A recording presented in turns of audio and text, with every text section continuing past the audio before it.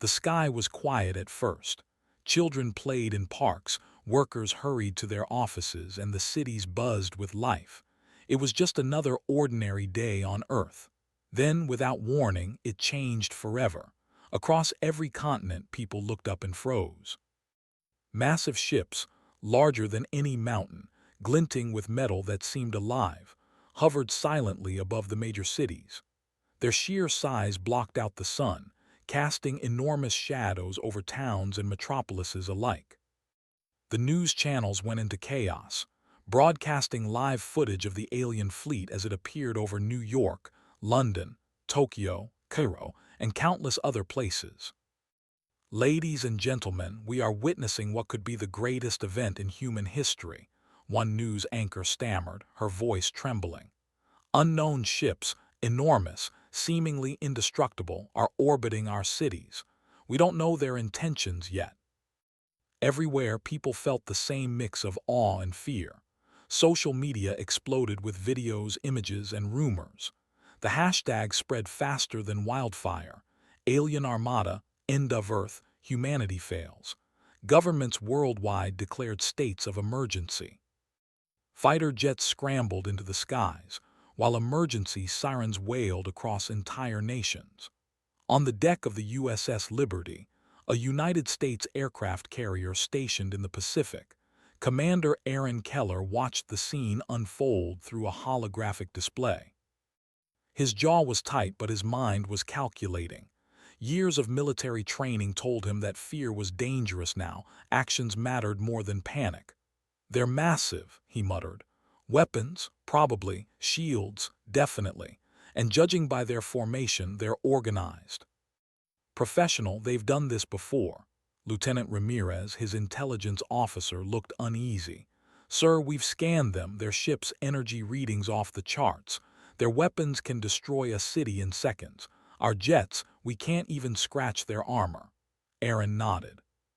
"I know, but humans survive against impossible odds all the time. We just have to find the edge they didn't see coming." Meanwhile, on the streets of New York, civilians ran for cover as panic spread. Cars honked in chaos, sirens pierced the air. But amidst the fear, small acts of courage appeared. A teacher guided children into a school basement calmly, explaining what to do. Firefighters and police organized evacuation routes efficiently. Ordinary humans acted with extraordinary focus. In the skies above, the aliens moved silently. Their ships rotated and shifted in patterns that suggested intelligence and discipline far beyond human imagination. Each vessel emitted a faint hum, almost musical, yet it carried a dangerous energy that made the air feel heavy.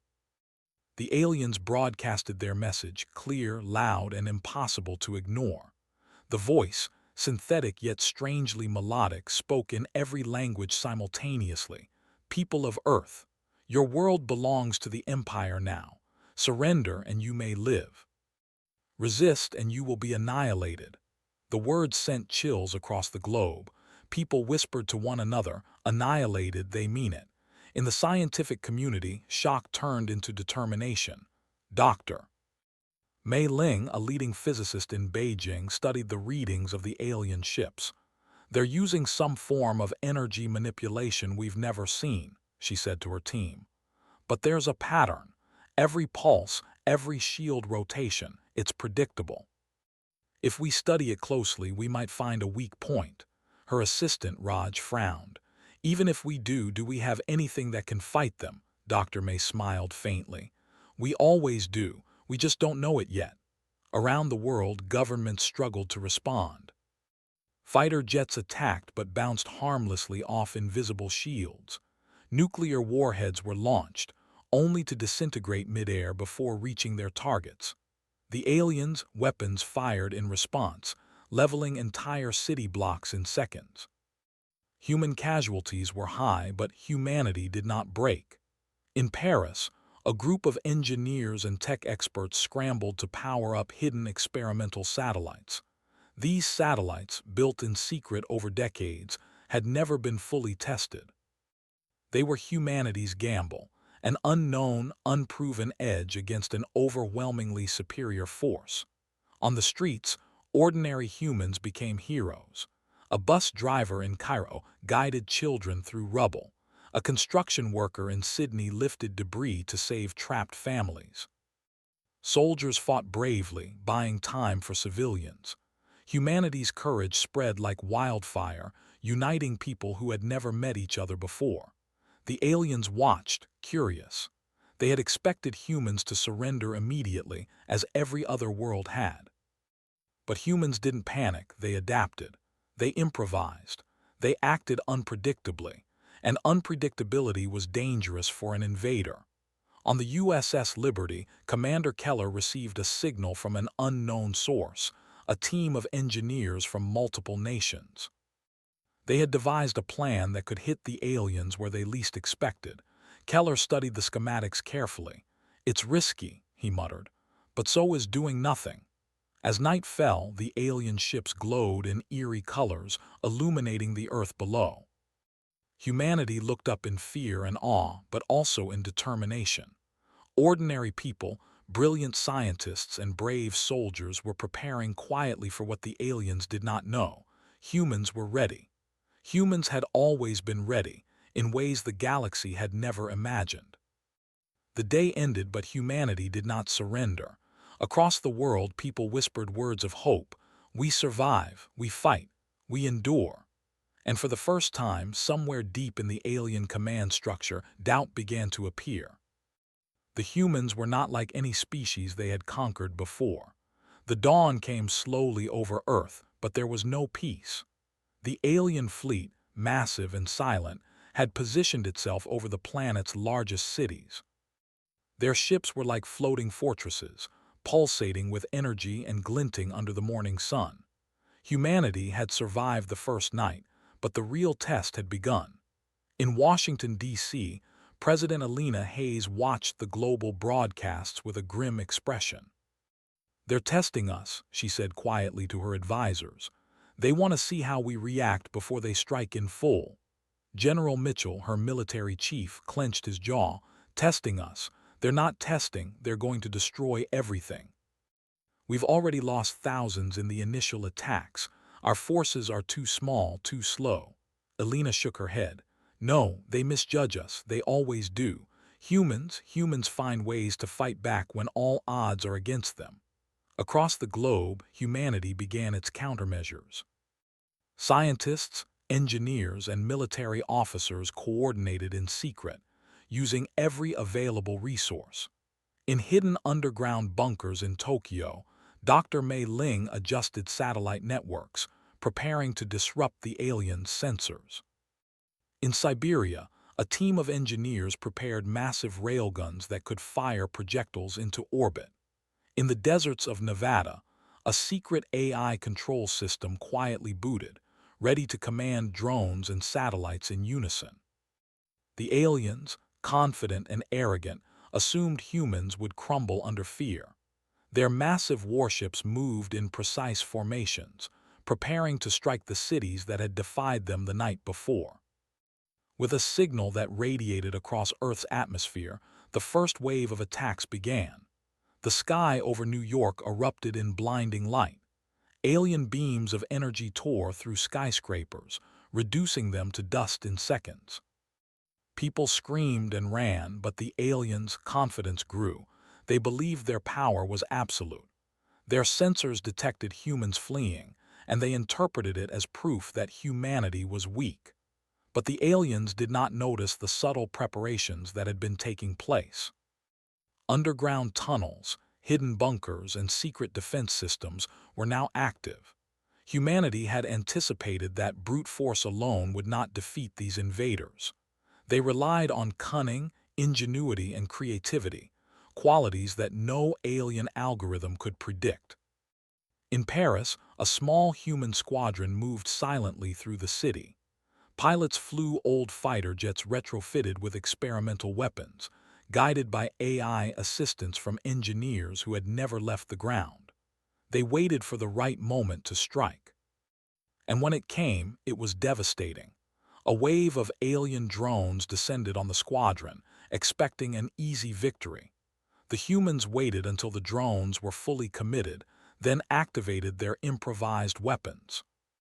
Tiny missiles, previously thought useless against such powerful enemies, detonated with perfect timing. The explosions were small but precise, damaging key components of the drones. One by one, the drones fell from the sky. The aliens were shocked. How could these primitive beings damage our machines? Their sensors recalculated, trying to understand the unexpected human tactics. They had never faced a species that used improvised strategies so effectively. Meanwhile, on the streets of Sydney, civilians were not idle.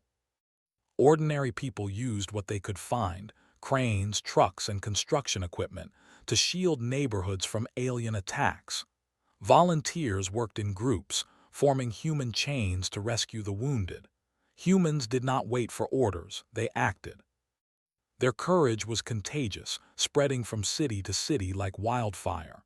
In Beijing, Dr. Mei Ling watched the alien fleet through her monitoring system. Her team had discovered a pattern in the aliens' energy pulses. "They are powerful," she said, "but they are predictable. Their shields fluctuate in a rhythm. If we can time our strikes, we can bypass their defenses." Her assistant, Raj, frowned.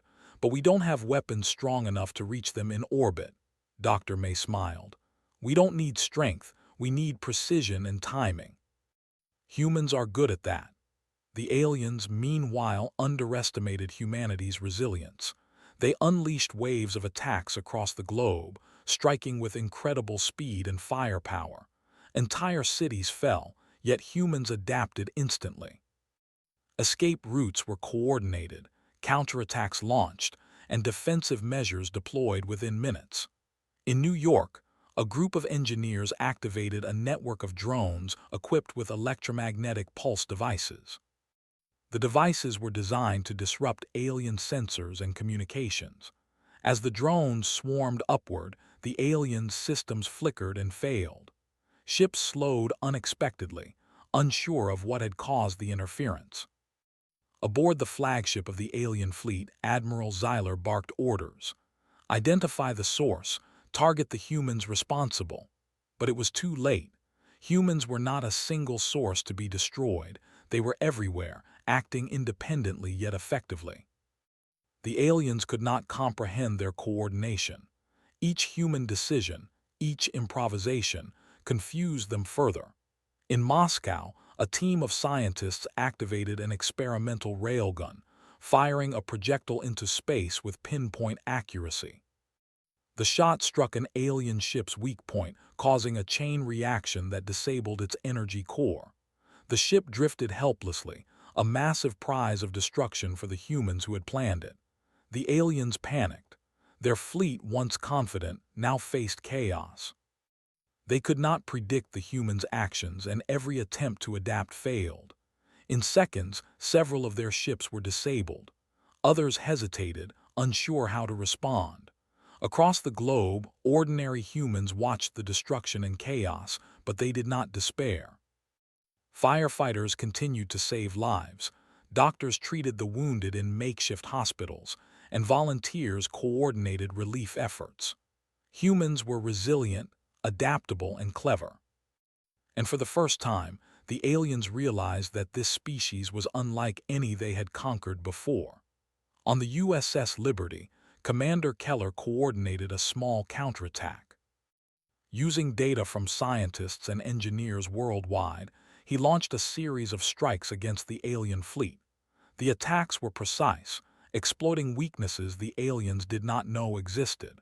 In minutes, entire squadrons of alien ships were disabled.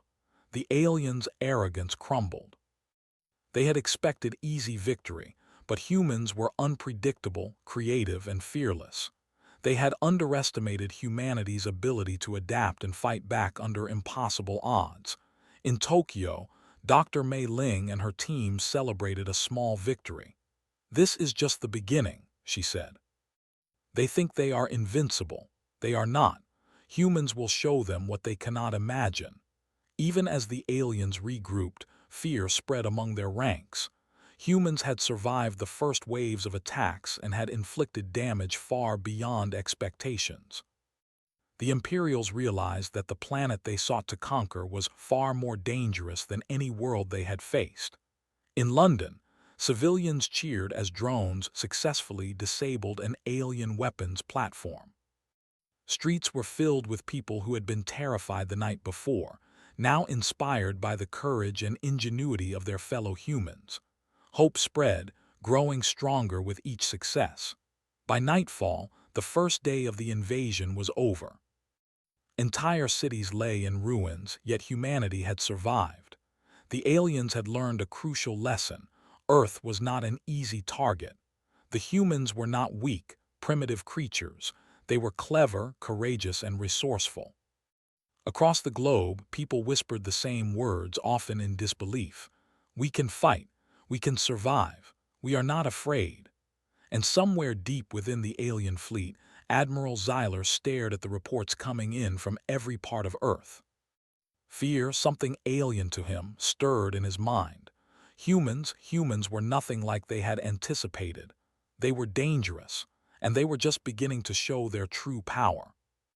The morning light cut through the ruins of the first day's battles, casting long shadows over cities scarred by alien fire. Smoke rose in thick columns, and the air was still heavy with fear and dust. But humanity did not cower. If anything, the night had only strengthened their resolve.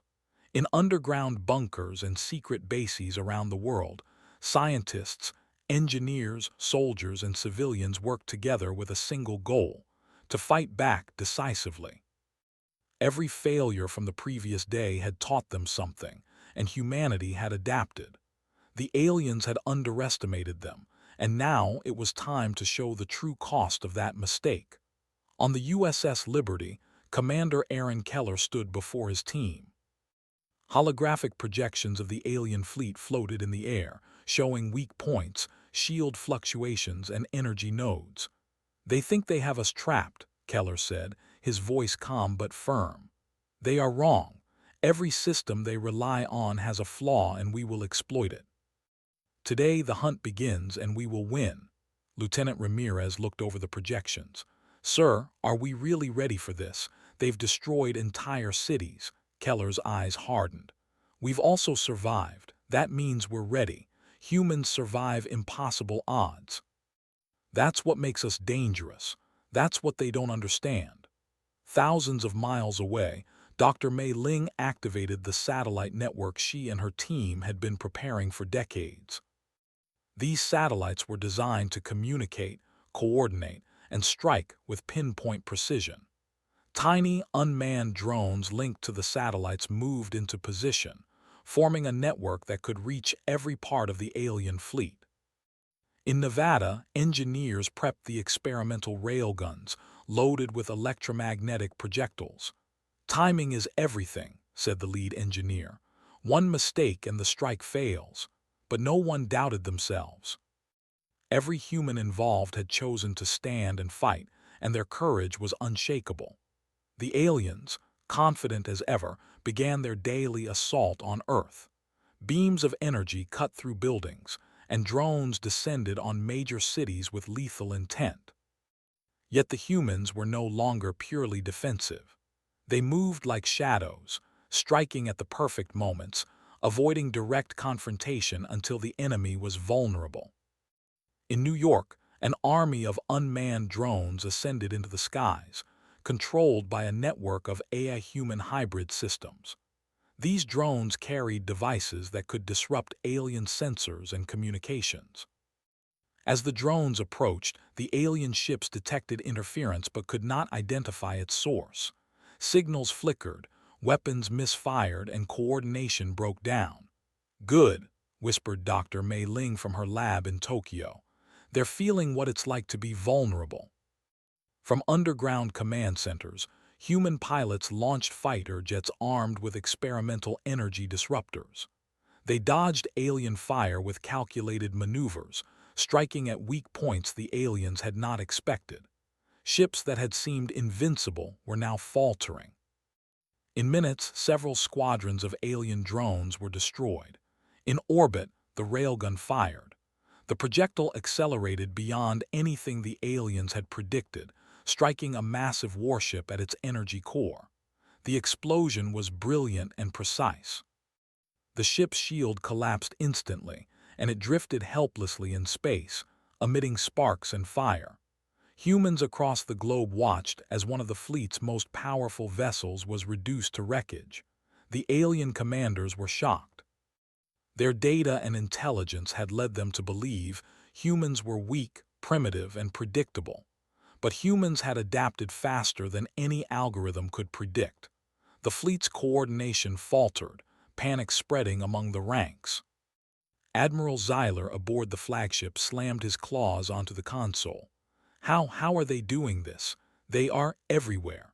His voice trembled, an emotion he had never allowed himself to feel before, fear.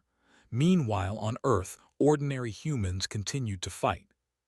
Civilians guided rescue efforts, keeping lives safe while scientists and soldiers struck at the alien threat. In Berlin, a team of engineers hacked alien drones, turning them against their own fleet. In Mumbai, construction workers repurposed cranes to launch electromagnetic pulses, disabling weapons platforms with brilliant improvisation. Humanity had become a network of coordinated chaos. Each action, each decision, built upon the others. Every unexpected maneuver confused the aliens further. What they saw as primitive resistance was, in truth, a demonstration of humans' intelligence, creativity, and relentless determination. In Washington, D.C., President Hayes addressed the world. Her voice was calm yet firm. People of Earth, today we fight not because we are strong, but because we are human. We are clever, we are brave, and we refuse to be conquered. Stand together, fight together. Humanity has never failed when it counts, and we will not fail now. The speech spread instantly through social networks, live broadcasts, and underground communication systems. Across the globe, humans felt a surge of courage and unity. Every person became part of the fight, not with weapons, but with intelligence, resolve, and hope. Back in the skies above, the human counterattack escalated. Satellites, drones, fighter jets, and railguns worked in unison. Each strike was calculated, hitting weak points with incredible precision. Alien ships that had seemed untouchable now fell one by one. Entire squadrons vanished in seconds. On board one of the Imperial fleet's vessels, a junior commander gasped, "Admiral, multiple ships gone, our shields failing. We cannot understand this." Admiral Zeiler's voice was cold but tinged with panic. "Focus, focus, all units. Target the human cities, crush them before they can strike again." But it was too late. Humans were not just defending cities, they were destroying the fleet. Every strike revealed flaws in alien design and strategy. Every improvisation showcased humans' adaptability. And every successful attack spread fear across the alien ranks. On the ground, civilians watched as massive ships in the sky flickered, shuddered, and exploded. Families cheered, tears streaming down their faces, but they did not stop helping one another. Courage and intelligence had saved lives, and the world had never felt so alive. The turning point came when a coordinated strike hit the flagship itself. Satellites targeted shield generators, drones attacked power relays, and precision railgun shots struck critical nodes. The massive vessel shuddered, sparks flying across its hull. Human ingenuity had found the perfect combination of tactics, technology, and timing. Admiral Zeiler's bridge erupted in alarms. He roared orders, but they could not save the ship. It broke apart in a brilliant explosion, and humans across the planet watched the impossible happen. The invincible flagship of the Imperial fleet was destroyed by Earth's defenders. The alien fleet, stunned and demoralized, hesitated. Communications faltered. Ships drifted without orders. The humans, seizing the moment, struck relentlessly. Drones swarmed, satellites fired, and railguns blasted energy cores. The alien force that had terrified the galaxy was being dismantled in hours. Commander Keller watched from the deck of the Liberty, exhausted but exhilarated. "They thought we were weak," he said quietly. "They thought they could erase us in moments, but they didn't understand humans. They never will." Dr. Mei Ling, monitoring the strikes, smiled. "It's working. They underestimated us from the start, and now we are proving exactly why that was their greatest mistake." By the end of the day, the humans had achieved the impossible. Entire alien squadrons were destroyed, and the once feared fleet was in retreat. Cities were damaged, lives were lost, but humanity had survived and struck back with overwhelming force. Across the globe, humans celebrated quietly. Not because they were reckless, but because they had proven something fundamental. Intelligence, courage, and adaptability could triumph over raw power. Somewhere in the galaxy, news of Earth's counterattack would spread. Civilizations that had once feared the Imperial fleet would now look at humans with a mixture of awe and dread. Humanity had become a force to be reckoned with, not because of numbers, but because of mind, heart, and unyielding spirit. And as night fell once more on a scarred but defiant planet, humans whispered the same words that had carried them through every challenge. "We survive. We fight. We endure." The Imperial fleet, the galaxy's most feared armada, had learned a lesson it would never forget. Humans were dangerous, and they had only just begun. The morning sun rose over a planet that had seen the unimaginable. Earth's cities were scarred, and smoke still curled from ruined skyscrapers. Yet for the first time in centuries, humans did not wake in fear, they woke in triumph. The Imperial fleet, the greatest force the galaxy had ever known, had been shattered in less than a day. Humanity had survived, fought back, and won. In underground command centers across the globe, humans were already coordinating the final strikes against the remnants of the fleet. Commander Aaron Keller stood on the deck of the USS Liberty, his eyes scanning the skies. Only a handful of alien ships remained, their movements erratic and desperate. They had learned fear, and now humans intended to finish what they had begun. Dr. Mei Ling monitored satellite networks from Tokyo, her fingers dancing across holographic controls. "Their shields are failing," she said, eyes wide with anticipation. "Every core, every weapon system exposed. If we act now, the remaining fleet won't survive the day." Lieutenant Ramirez, standing beside Keller, shook his head in disbelief. "We actually did it. We're going to finish them." Keller's jaw tightened. "We have to. They came to erase us. They underestimated humanity. They will never forget what they learned today." Meanwhile, the aliens struggled to regroup. Fear had replaced arrogance among their ranks. Ships that had once moved with precision now collided and drifted without direction. Commanders argued and crews panicked. They had expected an easy victory. Instead, they were being destroyed by a species they considered weak. From Earth's surface, humans prepared a coordinated assault unlike anything the galaxy had ever seen.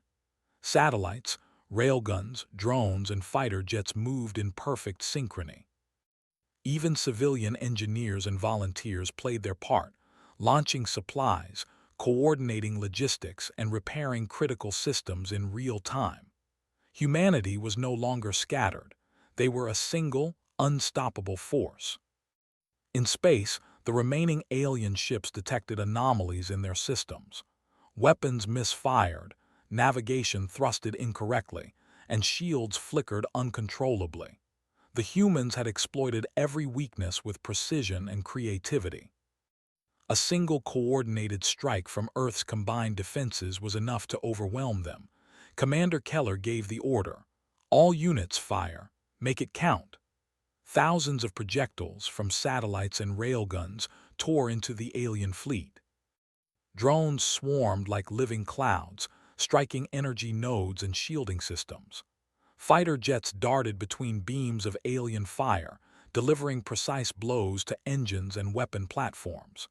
In minutes, the remaining alien ships shuddered and disintegrated. Explosions lit the skies in brilliant arcs of fire and debris. On board one of the Imperial fleet's command ships, Admiral Zeiler watched in horror. Impossible! How can a primitive species do this? His voice trembled as alarm screamed across the bridge. Every system was failing. Every strategy had been anticipated. Every attack had been countered with perfection. The humans had learned, adapted, and struck back with a precision he could not comprehend. The flagship itself shuddered under concentrated fire. Its energy core overloaded, sending a shockwave that tore through the remaining fleet. Ships exploded one by one, disintegrating into fiery wreckage. Within seconds, the Imperial fleet that had once ruled the galaxy's fringes was no more. Humanity had erased them. On Earth, people watched the skies light up with the final destruction. Families embraced in disbelief and joy. Children laughed amidst the chaos. For once, humans were not afraid of the unknown, they had conquered it. The planet was battered, but humanity stood unbroken. President Alina Hayes addressed the world, her voice steady and proud. Today, we have faced the impossible and survived. Today, we have shown the galaxy what humanity is capable of.